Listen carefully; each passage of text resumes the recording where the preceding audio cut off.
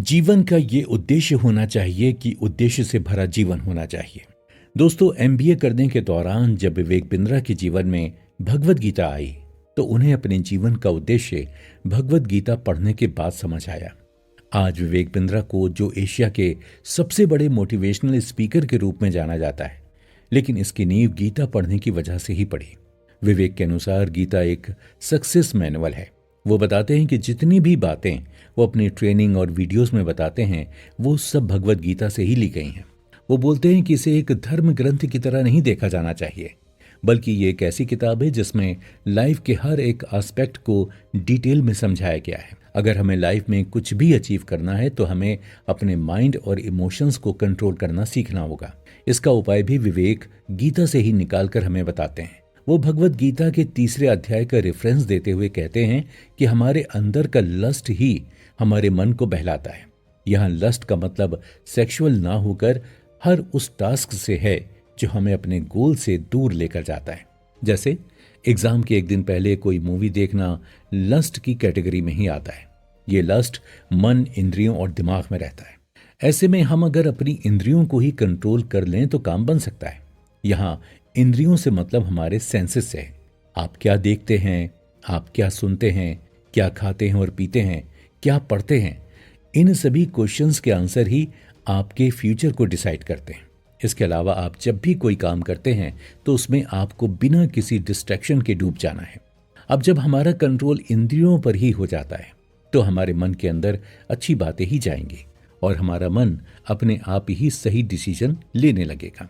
विवेक को एक बात अच्छी तरह से पता थी कि जिस भगवत गीता को अल्बर्ट आइंस्टाइन और गांधी जी जैसे महान लोगों ने पढ़ा था उसमें कोई ना कोई बात तो जरूर थी जिसे समझकर लोग लाइफ में बहुत आगे बढ़ जाते हैं। विवेक दुर्योधन के बारे में बताते हैं कि वो बहुत ही अहंकारी था और अपने गुरु से भी ईगो के साथ बात करता था। वो गुरु से पूछने के बजाय गुरु को ही बताता था। उसे लगता था कि मैं ही सही हूं। वो खुद को बड़ा दिखाकर दूसरों को छोटा दिखाने में परहेज नहीं करता था। इससे जोड़कर विवेक फोटो खींचने और कैमरा बनाने वाली कंपनी कोडक का एग्जाम्पल देते हैं। जब डिजिटल कैमरा आने लगे तो भी कोडक को लगा कि इससे उनके बिजनेस पर कोई भी फर्क नहीं पड़ेगा। 2001 में कंपनी बैंकरप्ट हो गई। वो डिजिटल कैमरे की अपॉर्चुनिटी को पकड़ नहीं सके, इसीलिए वो अपने घमंड की वजह से पूरी तरह बर्बाद हो गए। विवेक दुर्योधन के एग्जाम्पल को कुछ इसी तरह से मॉडर्न लाइफ से कनेक्ट करते हैं। दुर्योधन ने कभी भी किसी का फीडबैक नहीं लिया। जब भी उसे कोई काम की बात बताता था तो वो उसका इंसल्ट कर देता था। वो टाइम के साथ खुद को अपडेट करने के लिए रेडी नहीं था, न ही उसने किसी को अपना मेंटोर बनाया।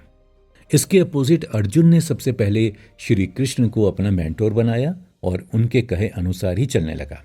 जब हम विवेक बिंद्रा की लाइफ को भी एनालाइज करते हैं तो पाते हैं कि उन्होंने भी अपने गुरु की बात मानकर ही खुद को ट्रेनिंग की दुनिया में डेडिकेट कर दिया।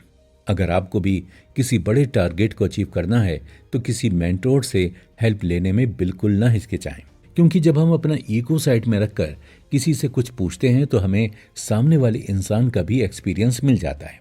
इसलिए हमें लाइफ में दुर्योधन को नहीं, अर्जुन को फॉलो करना है। हमारी लाइफ में बहुत बार ऐसा होता है जब हमारी कोई इंसल्ट करता है। गीता के पहले अध्याय में अर्जुन बोलते ही चले जाते हैं और वो लड़ाई भी नहीं करना चाहते हैं। वो राज्य पाने के लिए इतना बड़ा युद्ध नहीं चाहते थे। वो अपना धनुष उठाने के लिए भी तैयार नहीं थे। तब तक श्री कृष्ण कुछ भी नहीं बोलते। इससे यह भी पता चलता है कि एक अच्छा लीडर सबसे पहले सबकी बात सुन लेता है और उसके बाद ही बोलना शुरू करता है। दूसरे अध्याय में पहली बार वो कुछ बोलना शुरू करते हैं। वो अर्जुन को बताते हैं कि ऐसा व्यवहार करना अर्जुन को शोभा नहीं देता है। विवेक बताते हैं कि अर्जुन लोअर लेवल की चीजों के बारे में सोच रहा था, पैसा, घर या साम्राज्य, लेकिन श्री कृष्ण हाई लेवल की चीजों के बारे में बात कर रहे थे, जैसे मान, सम्मान और इज्जत। ये ऐसी चीजें हैं जिनका डर हर इंसान को हमेशा ही होता है। लोगों को मरते दम तक लगता है कि किसी भी तरह से उनकी इज्जत पर आंच नहीं आनी चाहिए। विवेक बताते हैं कि अर्जुन को जिस बात की प्रॉब्लम थी उसकी ओर श्री कृष्ण ने ध्यान ही नहीं दिया, बल्कि उसका पर्सपेक्टिव ही चेंज कर दिया। ऑब्जेक्शन हैंडल करने का सबसे अच्छा तरीका है कि ऑब्जेक्शन को हैंडल ना करें। हमारी लाइफ में हम इसे ऐसे समझ सकते हैं कि जब कोई किसी बात पर ऑब्जेक्शन करता है तो उसका ध्यान पूरी ओर दूसरी ओर डाइवर्ट कर देना है। इससे आपको अपर हैंड मिल जाता है। साथ ही साथ श्री कृष्ण ने अर्जुन को ये नहीं बताया कि क्या करना है, बल्कि उसे ये बताया कि क्यों करना है। उन्होंने अर्जुन का वाई क्लियर किया। ऐसा करने से उसके मन से गिल्ट निकल गया। श्री कृष्ण अर्जुन को एक तरफ डांट भी रहे हैं तो दूसरी तरफ उसकी तारीफ भी कर रहे हैं। वो अर्जुन को अच्छे अच्छे नामों से संबोधित कर रहे हैं। विवेक इसे सैंडविच अप्रोच कहते हैं। मतलब जैसे सैंडविच में दो ब्रेड के बीच में कोई मसाला डाला जाता है, वैसे अगर किसी को कुछ क्रिटिकल रिव्यू देना भी है तो उसकी तारीफ पहले करनी चाहिए, फिर क्रिटिसाइज करना चाहिए और लास्ट में फिर तारीफ करनी चाहिए। सम्मान से बड़ा कोई मोटिवेशन नहीं है। Catch people doing right things. ज्यादातर लोगों की मानसिकता होती है कि लोगों को गलत काम करते पकड़ना है, लेकिन विवेक उसका उल्टा बोलते हैं। हमें लोगों की अच्छाई को पकड़ना है और उसे अप्रिशिएट करके हाईलाइट करना है। अगली बार वो फिर से वही काम करेगा। सम्मान के चक्कर में आदमी कुछ भी करने को तैयार हो जाता है।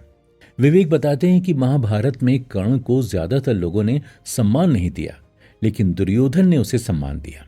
इसलिए वो दुर्योधन के साइड मिल गया। वो जानता था कि दुर्योधन गलत है, लेकिन फिर भी वो उनके लिए सब कुछ करने को तैयार था। लाइफ में हमें भी किसी से कोई काम निकलवाना है तो उसे रिस्पेक्ट और ऑफर करना होगा। लोग इज्जत के भूखे होते हैं। इज्जत मिलते ही वो कोई भी काम करने को तैयार हो जाते हैं। विवेक आइंस्टाइन का एग्जाम्पल भी देते हैं। एक बार आइंस्टाइन ने एक बॉक्स खोला और एक लेटर देखा जो बचपन में उनकी माँ को स्कूल में दिया गया था। उसमें लिखा था कि आपका बच्चा मंदबुद्धि है और बाकी बच्चों के साथ पढ़ने लायक भी नहीं है, इसलिए इसे स्कूल से निकाला जाता है। लेकिन उनकी माँ ने आइंस्टाइन को बोला कि तुम बहुत इंटेलिजेंट हो, इसलिए स्कूल तुम्हारे लायक नहीं है। हमें भी लाइफ में अपने आसपास ऐसे लोगों को रखना चाहिए जो हमें आगे बढ़ने के लिए इंस्पायर करें। You are an average of 5 people. ये लाइन तो आपने काफी बार सुनी ही होगी। विवेक अपने वीडियोस और सेमिनार में भी बार बार इस पर जोर देते हैं कि जैसा आपकी संगत होगी आप भी वैसे ही बनते चले जाएंगे। कर्ण दुनिया के महान धनुर्धरों में से एक था, लेकिन दुर्योधन के साथ रहने के कारण उसकी मौत हो गई और उसे वो सम्मान नहीं मिला जो उसे मिलना चाहिए था। इसके अपोजिट अर्जुन ने श्री कृष्ण को अपनी साइड कर लिया। इसी वजह से जब भी अर्जुन के ऊपर कोई समस्या आती तो उसे तुरंत ही श्री कृष्ण सॉल्व कर देते थे। आज के समय में श्री कृष्ण खुद आपके पास नहीं आएंगे, लेकिन उनकी भगवत गीता हमेशा ही आपको गाइड करती रहेगी। इसलिए अगर आप भी विवेक बिंद्रा के जैसे सक्सेसफुल होना चाहते हैं तो आज ही भगवत गीता पढ़कर या कुकू एफएम पर सुनकर उसे अपनी लाइफ में अप्लाई कीजिए। और आइए अब हम जानते हैं विवेक बिंद्रा की लाइफ के सबसे बड़े वेंचर के बारे में, जिसकी वजह से आज पूरी दुनिया में उनका नाम है।